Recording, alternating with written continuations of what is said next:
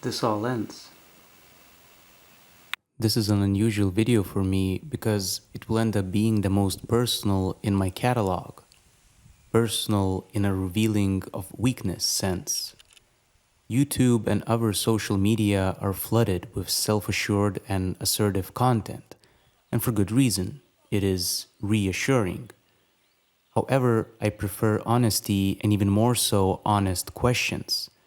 This video is a question. Why do we not talk more about early balding? In a hierarchy of world problems, it is undoubtedly not a priority. Yet, on an individual level, I believe it to be an important process. Balding interests and affects me as a psychological phenomenon of transformation. About half of the men watching will experience or have experienced balding by their 40s, and that is significant enough for me. In this video, I will discuss Carl Jung's idea of the rebirth archetype and how it relates to the process of balding in men, along with my own subjective reflections. Firstly and briefly, who is Carl Jung? And secondly, what the hell are archetypes? Jung was one of the founding fathers of psychology. He was a remarkable thinker and explorer of the unknown, founding the school of analytical psychology. His more famous ideas include the introverted-extroverted personalities, the collective unconscious, and archetypes. His work or exploration was far-reaching and profound, but the relevant part for this video are his ideas on the abstract, unconscious, and spiritual. I recommend Dr. Peterson's Toronto University lectures on Jung as an in-depth introduction if you're interested. Also, to find out more about the idea of the collective unconscious, I will link to my previous video in the corner. As for the archetypes, I will let Professor Jung explain himself. Quote, archetypes populate the collective unconscious as universal patterns that structure experience from physiological instincts to the spiritual realm. Archetypes are only known through inference as images, and these images are evidenced in myth, art, and psychological experiences, since the archetype itself cannot be known directly due to its energetic power. How does any of this relate to balding? Here is another quote from Jung regarding the archetype of rebirth, which might start to clear things up. In addition to the technical processes of transformation, there are also natural transformations. All ideas of rebirth are founded on this fact. Nature herself demands a death and a rebirth. There are natural transformation processes which simply happen to us, whether we like it or not, and whether we know it or not. These processes develop considerable psychic effects which would be sufficient in themselves to make any thoughtful person ask himself what really happened to him. End quote. Balding for men symbolizes firstly maturity and eventually, along with graying, aging. It is an unwilling extroverted transformation from youthful and unconstrained adolescence to a maturing adulthood and eventually to dwindling energy along with, hopefully, wisdom. In my eyes, it is precisely an example of the natural transformation process that Jung described that can be seen symbolically through a hairline. As a side note, my guess is wrinkles on the face or gray strands of hair have a similar effect on women. However, I cannot speak to that with certainty. Hair is important to us because it is one of the most, if not the most, outwardly defining bodily attributes of humans. Just think about the various historical and existing cultures focusing on differing hairstyles as means of signaling hierarchical status, group identification, or in liberal society as self-expression. In a culture that increasingly idolizes youth, even childishness, at the expense of embodying transformation, clinging unto time and health in a desperate attempt to escape the inescapable, thus wreaking havoc on the psyche, the importance of a hairline cannot be denied. It only takes one to glance at the American celebrities or athletes, many of whom are magically going back in time and growing more hair than ever. A popular refusal of our times to deny or at least ignore the human condition.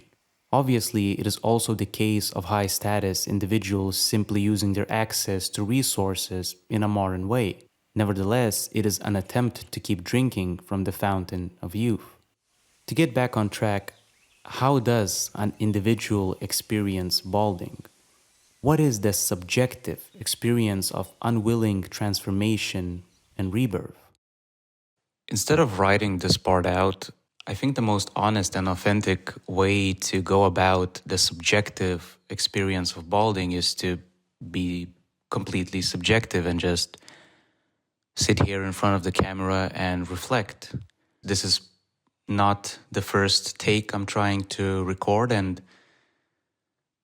stumbling my way around this topic is pretty hard, and especially with a unlimited potential audience listening to me, it is, for me, I think I am unable to escape the notion that balding symbolizes individually, personally, your limitation, your eventual degradation, and the passing of time.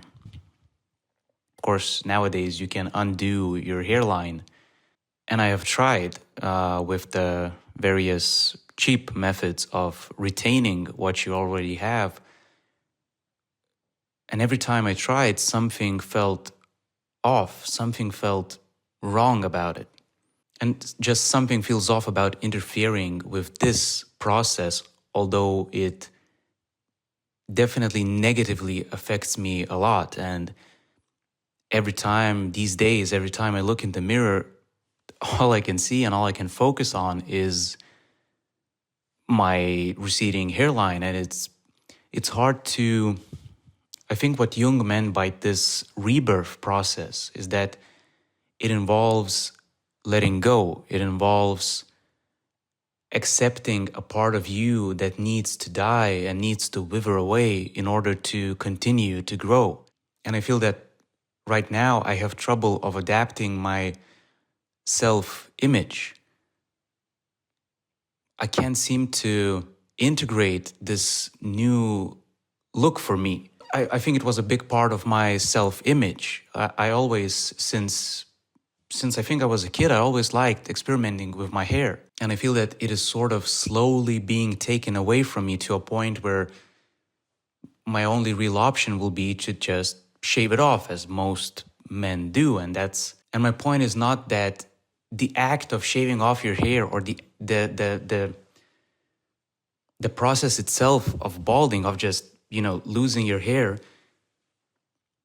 that is not the problem. The problem, I think it's deeper than that. It is what lies underneath that. What symbolizes that I have not made or finished this transformation, that I have not went through this cycle, is precisely that moment that I look in the mirror and I do not see myself as a whole, but I only see the changing part.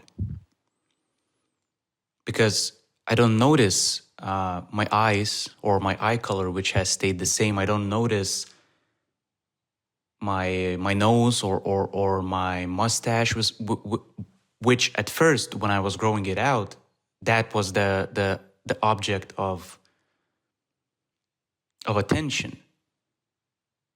But as I integrated this new change in me, which also symbolized something not relevant to this video, I think the same process is happening with the receding hairline, only this time what makes it uncomfortable is that it is unwilling. It is not of my own choice. It is something fundamental. It is existence itself that I and any of us balding are facing. At least that's what I think. That's what I feel.